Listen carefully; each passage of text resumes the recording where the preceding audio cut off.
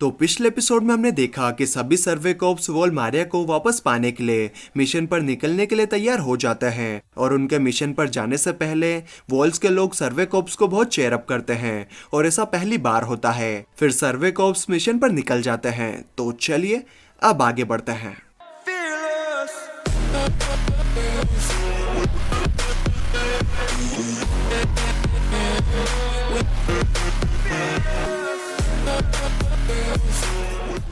तो एपिसोड की शुरुआत में हमें बताया जाता है कि वोलमारिया के टूटने से पहले 1/3 इंसानियत वोलमारिया में रहती थी, लेकिन 5 साल पहले वोलमारिया टूट गई और बचे हुए लोगों को ऐसा लगने लगा कि इंसानियत जल्दी ही खत्म हो जाएगी और वो टाइटन्स को नहीं हरा पाएंगे। लेकिन फिर कुछ लोग टाइटन्स के खिलाफ खड़े हुए और उन टाइटन्स को मारना शुरू किया।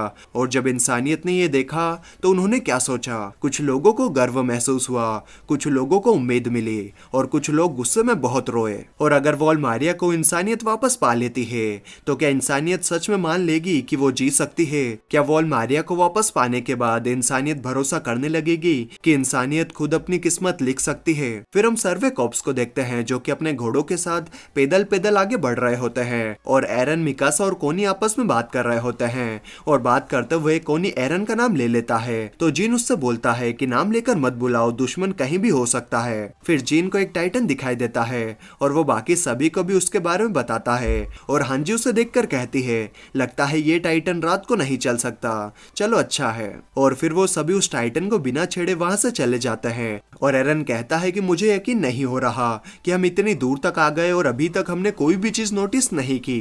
तो हांजी कहती है, हाँ सही कहा, चांद की रोशनी ना होने की वजह से हम अभी तक बचे हुए हैं। चांद की रोशनी भी सूरज की रोशनी से रिफ्लेक्टेड ही होती है और इन नए तरीके के टाइटन्स के लिए वो रोशनी काफी है उनके हिलने के लिए। जब तक चांद छुपा हुआ है इसकी कोई गारंटी नहीं है कि कौन सा टाइटन हिल सकता है। क्या पता जिस टाइटन को हमने अभी पीछे छोड़ा वो भी चांद की रोशनी को देखकर चलने लगे। शायद किसी दिन हम उनमें से एक टाइटन को पकड़ सकते हैं। फिर हम देखते हैं कि एरन के हाथ कांप रहे होते हैं और वो डर रहा होता है और वो सोचता है कि आखिर मैं किस चीज से डर रहा हूँ। क्या होगा अगर मेरी वजह से वोलमारिया को वापस पाने के मिशन में गड़बड़ हो गई? तो अगर मैं ये नहीं कर पाया तो पता नहीं कितने ही लोगों की उम्मीद टूट जाएगी। ये सब मुझ पर डिपेंड करता है, लेकिन मेरे जैसा कोई इंसानियत को कैसे बचा सकता है? मैं किसी काम का नहीं हूँ। फिर आर्मिन और मिकासा भी नोटिस कर लेते हैं कि एरन कांप रहा है और उससे पूछते हैं कि क्या वो ठीक है और वो किस चीज से डर रहा है। तो एरन कहता है, नहीं मैं नहीं डर रहा। तो आर्मिन कहता है कि तुम्हारे हाथ कांप रहे हैं। तो एरन कहता है क्योंकि यहाँ पर बहुत ठंड है। तो आर्मिन बताता है कि मेरी तो पूरी बॉडी कांप रही है और मैं बहुत डरा हुआ हूँ। फिर आर्मिन आगे कहता है, क्या तुम्हें कभी टाइटन से डर लगा है एरन? लगभग सभी लोग उनसे बहुत डरते हैं। पहली बार जब मैंने एक टाइटन को देखा था तो मैं हिल भी नहीं पाया था और तुम वहां पर आए और मुझे टाइटन के मुंह से निकाला, लेकिन आखिर तुमने ये कैसे किया? तो एरन कहता है कि मुझे वो दिन याद आ गया था जब तुमने तुम्हारे पेरेंट्स की बुक मुझे दिखाई थी। उसके पहले मैंने कभी नहीं सोचा था कि वॉल्स के बाहर भी कोई दुनिया है। उससे पहले मैं आसमान की तरफ देखते हुए अपना पूरा दिन निकाल देता था और फिर मैंने वो बुक देखी और तुम्हारी आंखें देखी और वो सपना देखा और उस दिन मुझे समझ में आया कि मैं कभी आजाद नहीं था। इंसानियत एक छोटे से पिंजरे में कैद थी और इस बात को जानने के बाद मैं उन्हें कभी माफ नहीं कर पाया। मुझे नहीं पता क्यों, लेकिन जब मैं आजादी के बारे में सोचता हूँ तो मैं ताकतवर महसूस करता हूँ। और ये कहते हुए एरन के हाथ कांपना बंद कर देते हैं और वो आर्मिन का शुक्रिया अदा करता है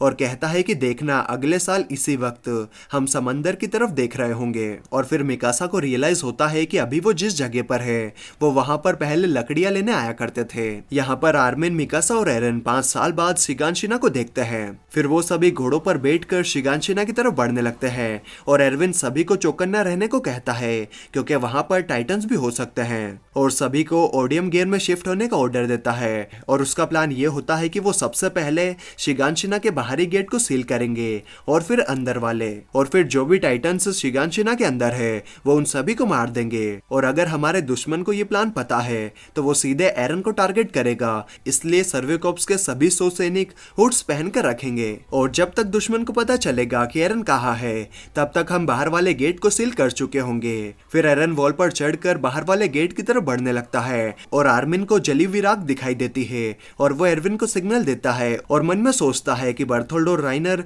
यहीं हमारे आसपास ही हैं। और एरन गेट की तरफ बढ़ते हुए सोचता है कि यहीं पर पास में मेरा घर था और अब मैं उसे वापस हासिल कर लूंगा। और हांजी सोचती है कि ये बहुत अजीब है, हमें अभी तक एक भी टाइटन दिखाई नहीं दिया, ऐसा कैसे हो सकता है। तो लिवाई कहता है हमें आगे बढ़ते रहना है। तो हांजी कहती है हमारे पास रुकने की कोई वजह नहीं है। और फिर हांजी ग्रीन स्मोक सिग्नल फायर कर देती है और उसे देखकर और भी सैनिक ऐसा ही करते हैं। और एरन सोचता है कि हम ये कर सकते हैं क्योंकि हम सब स्पेशल हैं, क्योंकि हम इस दुनिया में पैदा हुए हैं। और फिर एरन अपनी टाइटन फॉर्म में ट्रांसफॉर्म हो जाता है और बाहर वाले गेट को हाइडनिंग एबिलिटी यूज करके सील कर देता है। और मिकासा उसे उठाकर दीवार के ऊपर ले जाती है और हांजी सभी को चौकन्ना रहने को कहती है। फिर वो सभी दूसरे गेट की तरफ बढ़ने लगते हैं और एरन सोचता है कि मैंने गेट को सील कर दिया। तो लिवाई कहता है अभी जब तक हम राइनर, बर्थोल्ड और बाकी दुश्मनों को नहीं मार देते वॉल मारिया को वापस पाने का मिशन खत्म नहीं होगा, क्योंकि वो वॉल में फिर से छेद कर सकते हैं। और एरविन के साथ खड़ा एक सैनिक कहता है कुछ तो गड़बड़ है, हमने एक गेट सील कर दिया लेकिन अभी तक हमें एक भी टाइटन दिखाई नहीं दिया, क्या ऐसा हो सकता है कि वो हमसे लड़ने के लिए तैयार नहीं है। तो एरविन कहता है हम बस ऐसे उम्मीद कर सकते हैं। फिर आर्मिन वहां पर आकर बोलता है यहाँ पर कोई तो था, मुझे 3 कप मिले हैं जिनमें कॉफी जैसा कुछ था, तो यहाँ पर कम से कम 3 लोग तो हैं। और एरविन पूछता है कि क्या वो कप पूरी तरीके से ठंडे थे। तो आर्मिन कहता है हाँ। तो एरविन कहता है ये दिक्कत की बात है, हम यहाँ पर फुल स्पीड से आए हमारे घोड़ों और ओडियम गियर के साथ, अगर उन्होंने हमें आते हुए देखा होता या फिर हमारी आवाज सुनी होती तो उनके पास 2 मिनट से ज्यादा टाइम नहीं होता रिएक्ट करने के लिए, लेकिन 2 मिनट में कप ठंडे नहीं होते, उन्हें कम से कम हमारे आने के 5 मिनट पहले से पता था कि हम आ रहे हैं। तो आर्मिन कहता है कि हो सकता है कि सर्वे कॉर्प्स में उनका कोई आदमी हो। और एरविन कहता है कि अभी हमें सबसे पहले दुश्मन कहां पर है ये पता लगाना होगा। आर्मिन तुमने अपने दिमाग से हमें कई बार बचाया है और अभी हमें तुम्हारी जरूरत है, तुम्हें जितने सैनिक चाहिए तुम ले जा सकते हो। और एरविन आर्मिन को कुछ सैनिकों का कमांड दे देता है और आर्मिन उन सैनिकों को 2 ग्रुप में डिवाइड करके वॉल की दोनों तरफ घरों में दुश्मन को ढूंढने के लिए कहता है। और एरविन से एक सैनिक पूछता है क्या हमें मिशन को रोक देना चाहिए जब तक हम दुश्मन को ढूंढ ना लें। तो एरविन कहता है नहीं, ये दुश्मन का इलाका है और अभी हम जो भी कर रहे हैं हो सकता है कि वो दुश्मन का ही प्लान हो और वो यही चाहता हो, लेकिन हमें इससे निपटना होगा। और सिर्फ वो ही नहीं है जो हमसे कुछ छुपा रहे हैं, हमारे पास भी उनके लिए कुछ सरप्राइज है। फिर हम आर्मिन को देखते हैं और वो सोचता है कि आखिर अभी तक उन्होंने हमें रोकने की कोशिश क्यों नहीं की, हमें पता है कि वो यहीं पर हैं लेकिन फिर भी हम उन्हें नहीं ढूंढ पा रहे, ऐसे ही चलता रहा तो हम हार जाएंगे। फिर आर्मिन के दिमाग में कुछ आइडिया आता है और वो सभी सैनिकों को बुलाकर कहता है कि सभी लोग दीवार के अंदर ढूंढो कोई ऐसी जगह जहां पर कोई छुप सके, हो सकता है कि वो जगह कवर हो। और Erwin red smoke signal fire कर देता है और सभी सैनिकों को कुछ देर के लिए रोक देता है। फिर कई सैनिक दीवार की तलाशी लेने लगते हैं और आर्मिन दीवार की तलाशी लेते हुए सोच रहा होता है कि ऐसी जगह जहां से वो जल्दी से रिएक्ट कर सके, जहां से वो सब कुछ देख सके, अगर ऐसी कोई छुपने की जगह है तो वो वॉल के अंदर ही होनी चाहिए। और आर्मिन सोचता है कि अगर दुश्मन को नहीं पता कि हम जानते हैं कि वॉल्स के अंदर टाइटन्स है तो उसे लग रहा होगा कि वो हम पर सरप्राइज अटैक कर सकता है। और तभी एक सैनिक को वो जगह मिल जाती है जहां पर राइनर और बर्थोल्ड छुपे होते हैं और वो सैनिक सिग्नल छोड़कर सभी को बता देता है।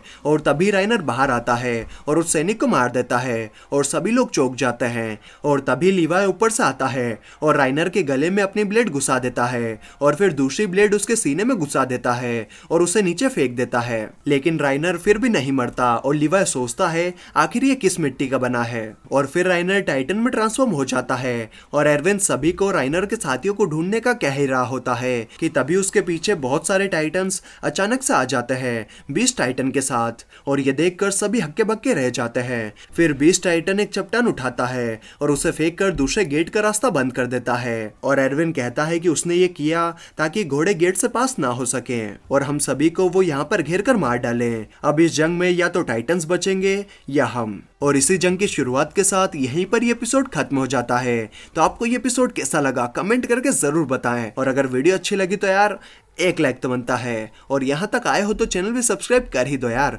मैं आपके लिए ऐसे वीडियोस लाते रहूंगा। तो चलिए मैं मिलता हूँ आपसे अगली वीडियो में, तब तक के लिए bye bye and take care.